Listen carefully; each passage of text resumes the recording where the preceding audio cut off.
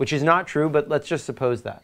Still, if you think about it, Kepler's laws as a prediction from theory of gravitation are like no sort of a test at all of the theory of gravitation for the following reason. How were Kepler's laws do people know what Kepler's laws are? They're the laws of planetary motion around the planet, around the sun. So how were Kepler's laws derived? Well, you assumed that for every planet, the only things in the universe that existed were that planet and the sun. Because we know that even recently it's been very difficult. It's essentially impossible to solve the equations of motion with more than two bodies, right? So you always had to assume that the sun and that planet were the only thing that existed in the world, that they were traveling through a vacuum, and that the only forces that operated on them were gravitation. Now, not only are these assumptions completely absurd and known to be absurd at the time, but they were actually completely internally inconsistent with one another. Because for every planet, you were assuming that was the only planet in the universe along with the sun, right?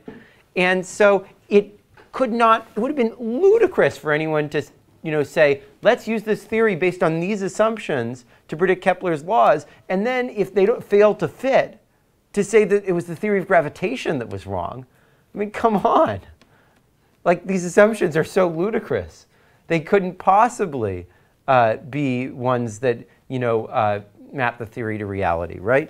So he says that this is in no sense a falsification or a test of the theory of gravitation.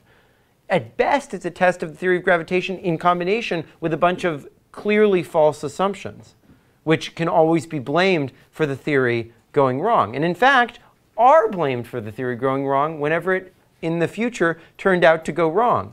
So one example of that is that when it didn't predict correctly the orbit of Uranus, people said there must be some other planet out there. And so they said, what's the one other planet that's out there that explains this difference?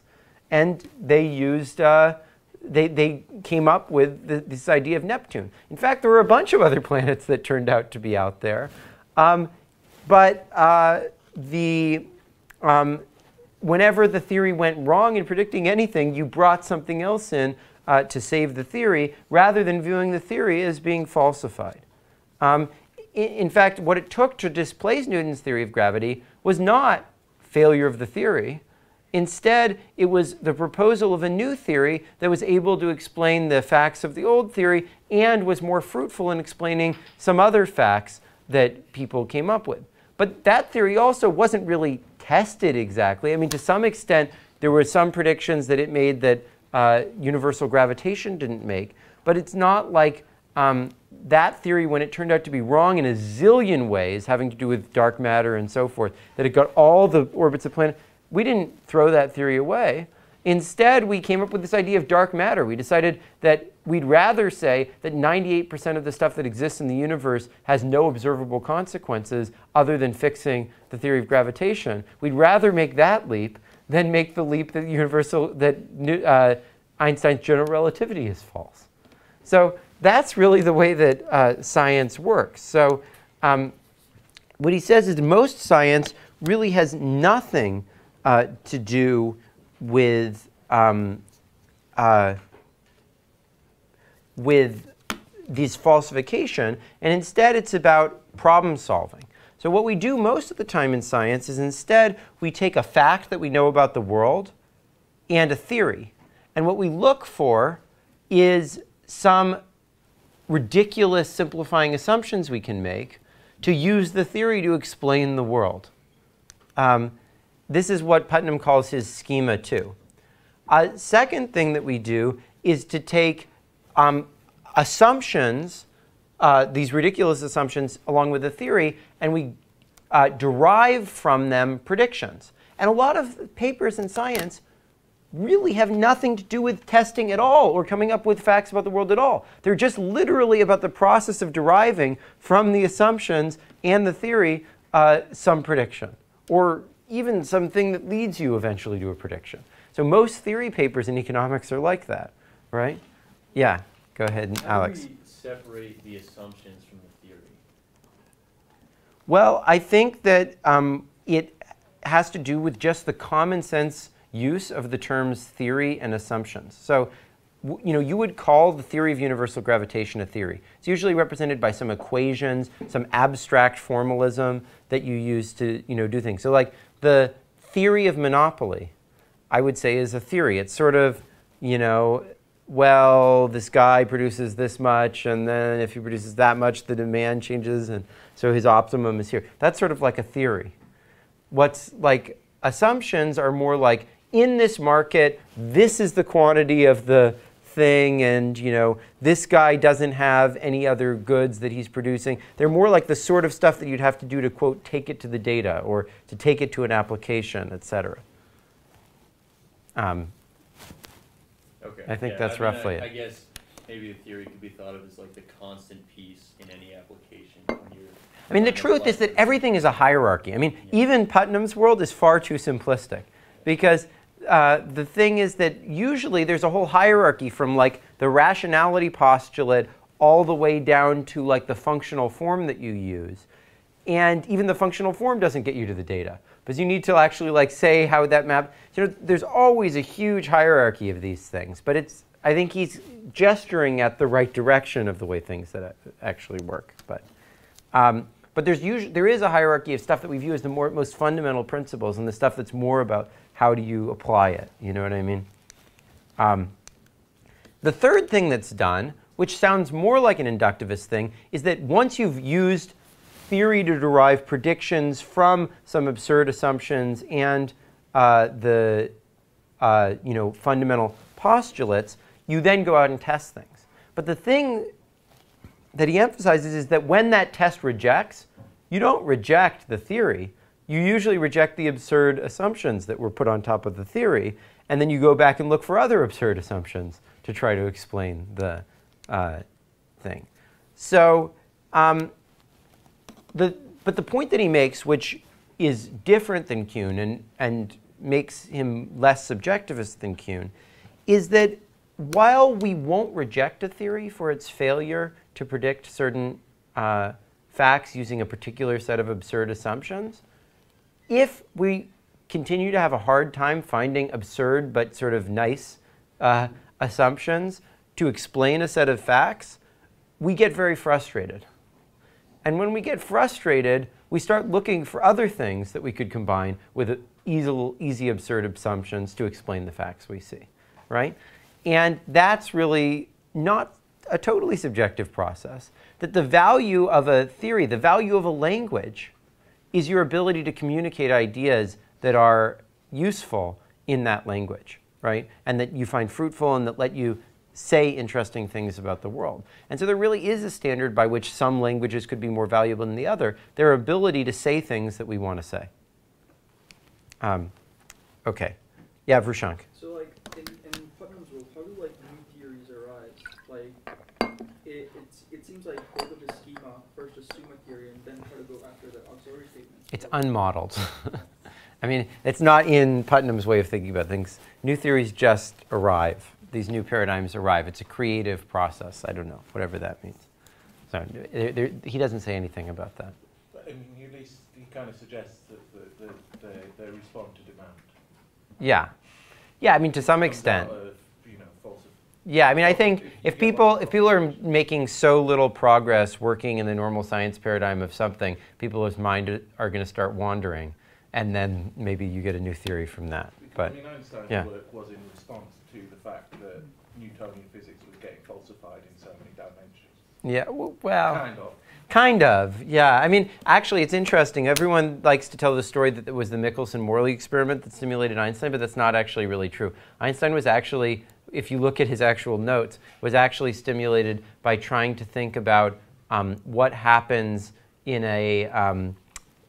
in Maxwell's equations when you have like current running through a loop. What happens if you apply the Lorentz transformations to those? And then he started realizing that would generate magnetism automatically. And then he said, oh my gosh, there's got to be something deep about these Lorentz transformations, right? Because he was able to unify electricity and magnetism using the Lorentz contraction. Anyways, so it's not so obvious that it's people like to tell those stories because it sounds really nice, but it's not always that that's actually the way that new theories arise.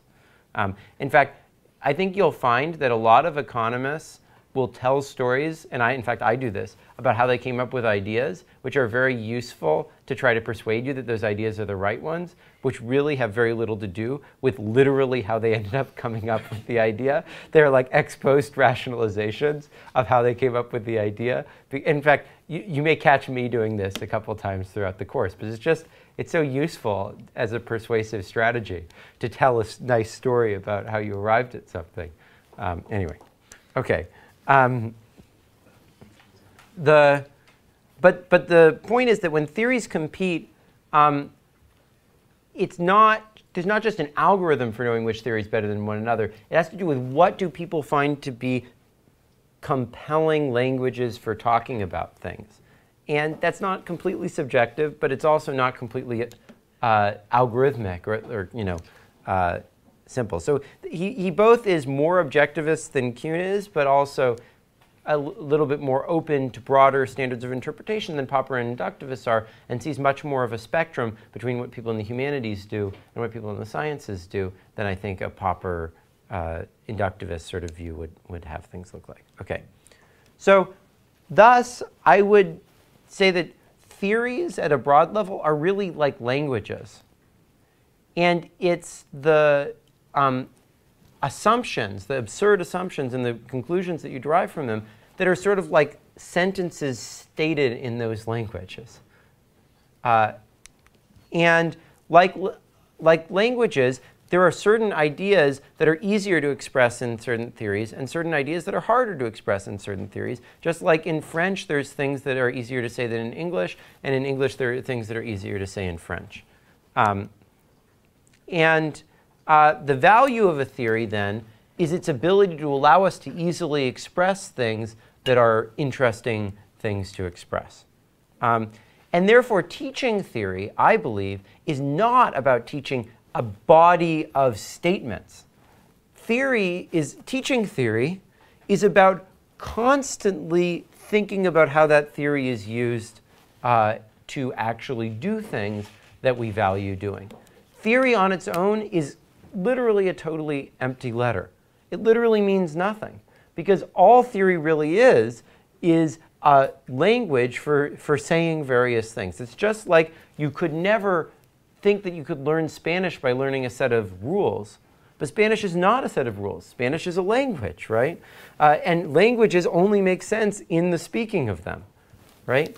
And so I want to think of the models that we'll learn in this class literally as models. Just as, in Spanish, you might go through some random verb and say, here's the conjugations, because that's a model for doing other conjugations. I want you to think of the models that we do here as outlines that you use for thinking about various real-world problems. And so, to me, what falsifiability really means is that if a language lets you say things much differently than another language lets you say it, that's what makes a language falsifiable, because that's what differentiates it from other languages. Okay, so as I said, we went sort of through this. There's a whole hierarchy of theories and subtheories. And in this class, what you're going to do is learn more about the language of economics and about a bunch of particular dialects of that language that can help structure your thinking about different problems. OK, so let me go a little bit through the broad language of economics in relationship to the Becker article, and then I'll briefly run through some of the sort of dialects that we'll go through in this class. So Becker, I think, is very much driven by this Putnam-type view of what theories are, that economics is really a language for talking about a very wide range of things we see in the world. And it's a language under which we set things up as individuals maximizing stable preferences given constraints. Preferences are taken as very basic objects usually, which do not very much